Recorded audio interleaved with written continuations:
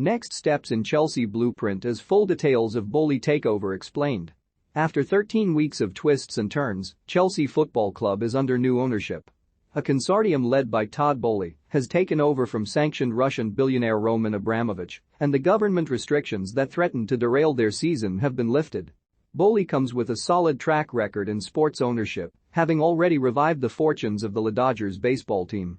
But there are still plenty of questions around the sales process which saw his group acquire Chelsea and what happens now as the West London side enter a new era that brings excitement and uncertainty. Here Mirror Football attempts to explain the who, what, where and why. Staff were informed of its completion at the end of last week, and the club released a statement on Saturday saying it was all wrapped up.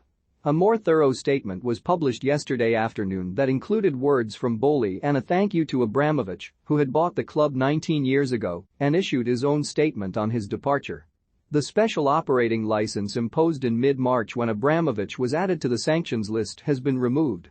That had stopped any investment being made into the club, left supporters unable to buy tickets, and barred any recruitment or contract decisions from being made. The club is now no longer subject to the sanctions imposed on Roman Abramovich, an individual who has enabled Vladimir Putin's brutal and barbaric invasion of Ukraine, a government spokesman said on Monday evening. Chelsea's long-term future is now secured and binding commitments have been received, which ensure sanctioned individuals cannot financially benefit from the sale. This was the sticking point for the government, who wanted clear evidence that Abramovich, who had loaned the club well in excess of £1 billion during his ownership, would not make any profit. The deal to buy the club cost £2.5 billion. Various stakeholders need to be paid, including the Rain Group, who oversaw the sale on Abramovich's behalf, 6 different law firms, 5 financial advisory groups, and reported bonus payments for directors. After that, the profits will go to a charity set up to benefit victims of the war in Ukraine. We have begun the process of ensuring the proceeds are used for humanitarian purposes in Ukraine that result from Russian aggression, the government said yesterday. Further details will be set out in due course. The simple explanation is that as part of the bidding process, prospective buyers needed to provide legally binding commitments that they will invest £1.75 billion in the club's infrastructure over the next 10 years.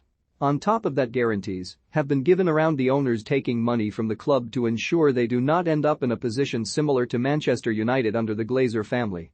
The club said, "We agreed with the new owners that their group would make certain binding financial commitments, including investments in the academy and women's team, the redevelopment of Stamford Bridge and the Chelsea Foundation. We also agreed several further conditions to ensure that the new owners continue to provide equity funding for future capital and operating expenditures, and that the club will not be laden with inappropriate financial indebtedness." The Dodgers' part owner is the driver of the consortium, but much of the financial backing has come from California firm Clearlake Capital. Mark Walter and Hans-Jörg Wyss, business partners of Boehly, will hold stakes. A lengthy explainer of the who's who can be read here. According to Chelsea, there were 250 inquiries, 100 confidentiality agreements and a dozen credible bids. Those were whittled down to 4 by Rain, Boehly's group, a consortium formed by Sir Martin Broughton, American Stephen Pagliuca, and the Ricketts family, who withdrew their interest. The success of the Dodgers and the Lake, of whom both Boehly and Walter own a portion, strengthened their hand, and so too did the absence of a conflict of interest. Pagliuca's majority ownership of Serie A side Atalanta would have brought UEFA complications, and the Broughton bid was being financed by Crystal Palace shareholders Josh Harris and David Blitzer. The sanctions meant the club was barred from making any transfer approaches or contract renewal talks, meaning a heavy emphasis is being placed on strengthening the squad ahead of next season. Defense is the primary concern, because Antonio Rudiger is leaving for Real Madrid and Andreas Christensen is expected to depart. Jules Kounde seems likely to arrive from Sevilla. Among those expected to engage in contract negotiations are midfielders Mason Mount, N'Golo Kanté, Jorginho and full-back Reece James. Boehly has already met with head coaches Thomas Tuchel and Emma Hayes, and there are no plans to alter the football structure.